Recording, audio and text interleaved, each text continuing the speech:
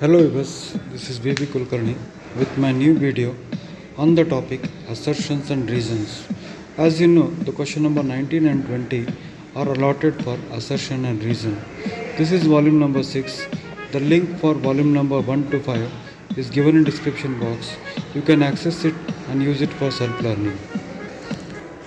जानते हो मगर अक्सर हमने देखा है कि असर्शन रीजन एचसीएफ और अक्सर हमने देखा है कि एचसीएफ और एलसीएम के ऊपर असर्शन रीजन होता है। ये नया असर्शन रीजन मैं आपको दे रहा हूं नया टॉपिक के ऊपर। क्वेश्चन क्या है? tangents drawn to a circle at the ends of a diameter of the circle are parallel to each other। आप जानते हो कि किसी भी सर्कल के डायमीटर के ऊपर अगर आप टैंजेंट बनाओगे तो वो क्या होगा? पैरेलल होगा। tangents drawn at the end points of a diameter, कहीं पर भी आप ले लो, ऐसे भी ले लोगे तो भी क्या होगा? वो पैरेलल होगा। ends of the diameter, tangents drawn at the end points of a diameter of a circle are parallel to each other। और रीजन दे रहा है tangents to a circle is perpendicular to the radius at the point of contact। आपको क्या लगता है? आपको मैंने ये भी बताया था कि किसी भी सर्कल के अंदर रेडियस जो होता है वो टेंजेंट को हमेशा क्या होता है? परपेंडिकुलर होता है। और वो परपेंडिकुलर होने की वजह से ये भी 90 होगा और इधर का रेडियस है ये भी टेंजेंट को क्या होगा? तो ये एंगल कितना होगा? और इन दोनों को मिलाओगे तो कितना होगा? कोई इंटीरियर एंगल्स मिलाकर 180 होता है। तो क्या ये कारण हो सकता है? हो सकता है, नहीं हो सकता है? हो सकता है, ये कारण हो सकता है। तो आप यहां पर बोल सकते हो कि both assertion and reason are, both assertion A and reason are true and reason R is the correct explanation of assertion A। तो again I am giving you a new surprise question. ये नहीं है आपकी किताब में कहीं पर, मगर मैं आपको दे रहा हूं कि नया क्वेश्चन है जो अभी तक आपने सोचा भी नहीं होगा कि ऐसे भी क्वेश्चन पूछते हैं। तो radius is perpendicular to tangent at the point of contact and therefore diameters के एंड पॉइंट्स पे जो टेंजेंट बनेगा वो हमेशा क्या होगा? पैरेलली होगा। Am I right? Okay.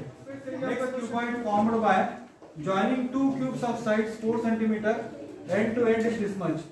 और surface area of a cuboid of dimension L into B into H is given as BH plus HS। इसका फॉर्मूला एक्चुअली क्या होता है? 2 होता है। यहाँ पर 2 दिया है क्या आपको? नहीं दिया है, यानी 2 into LB plus BH plus HL देना चाहिए, वो नहीं दिया है। यानी reason is what? Reason is false. तो रीजन इज फॉल्स के लिए हमारे पास क्या ऑप्शन है? ये एक ही ऑप्शन है, बाकी ऑप्शन में कहीं पर भी रीजन फॉल्स नहीं दिया, इसलिए आपको ये पूरा कैलकुलेशन करने की जरूरत नहीं है। आप यहाँ पर अपना समय बचा सकते हो। अगर देखिए कुछ बच्चे यहाँ पर टाइम कहाँ वेस्ट करते हैं बोले तो कि यहाँ पर they are trying to calculate it. अगर ये रीजन सही होता, तो आपको कैलकुलेट करना जरूरी था। ओके, तो आप यहाँ पर इसको कर सकते हो। फिर भी अगर आपको चेक करना चाहते हो तो आप यहाँ पर, हाँ कभी कभी ये भी हो सकता है कि बोथ में भी फॉल्स, तो वैसे समय आपको करना ही पड़ेगा। बोथ में भी फॉल्स वैसे समय बेटर क्या करो? बोथ में भी फॉल्स अगर होता है तो लेंथ इज इक्वल टू 8, क्योंकि आपने 4 + 4 किया, तो उस समय क्या होगा? Length is equal to 4 + 4, breadth is equal to 4 और हाइट इज इक्वल टू 4। तो सरफेस एरिया कैलकुलेट करोगे तो 2 इंटू लेंथ इंटू ब्रेड्थ यानी 8 into 4 plus breadth into height यानी 4 इंटू 4 और हाइट इंटू लेंथ यानी 4 इंटू 8। इसको कैलकुलेट कीजिए आप। दिस इज 32 + 16 + 32 कितना होगा? 2 into this is how much? 64 + 16 80, तो कितना होगा बच्चों? ये 160। यानी असर्शन तो सही है। हो सकता है कि कभी कभी आपको चकमा देने के लिए, फिर आपको ये करने के लिए 160 की जगह 180 दे दे, तब क्या होगा? assertion is also false, reason is also false। अच्छा, हाँ नहीं है क्या वैसे option? assertion is false, reason is true। Okay, reason नहीं है तो फिर हाँ, अगर फिर भी ऑप्शन एक बार देख लो। अगर मैं चाहूं तो वहां पर ये ऑप्शन भी डाल सकता हूं। अगर मैं चाहूं तो वो ऑप्शन डाल सकता हूं। थोड़ा केयरफुल रहो जब पेपर आप सॉल्व करो। Sania and Aashna play tennis match. The probability of Sania winning the match is 0.79 and that of Ashna winning is 0.21 और रीजन दिया है sum of probabilities of two complementary event is 1. What is it? क्या assertion सही है? क्या reason सही है? तो आपको पता होगा कि formula probability of an event plus probability of not an event या कॉम्प्लीमेंट्री इवेंट इज ऑलवेज 1. तो 0.79 प्लस 0.21 दोनों मिलाकर कितना होता है? तो इसीलिए द आंसर इज व्हाट?